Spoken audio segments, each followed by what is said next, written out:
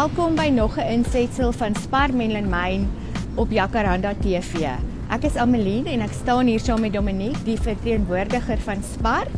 En Dominique, hier agter ons is julle HMR afdeling.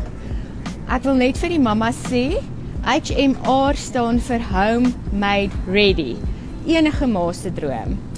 Dominique, wat kan ek vanaand vir my familiehuis toe neem? Well, Ameline, I think it depends on the family that you have to feed. Whether you're a vegetarian or you are a meat lover, we range from the most amazing cream spinach to a hot curry.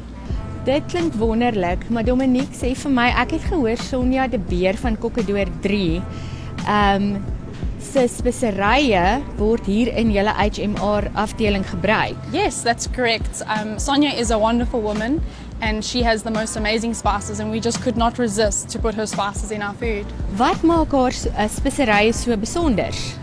She has very special spices.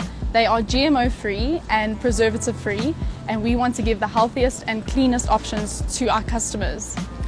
So daar het julle dit nou. Nie net kan ons vir julle as mamas op pad is huis toe haastig vinnig in die aand 'n wonderlike warm ete bied nie, maar ook 'n wonderlike gesonde ete bied.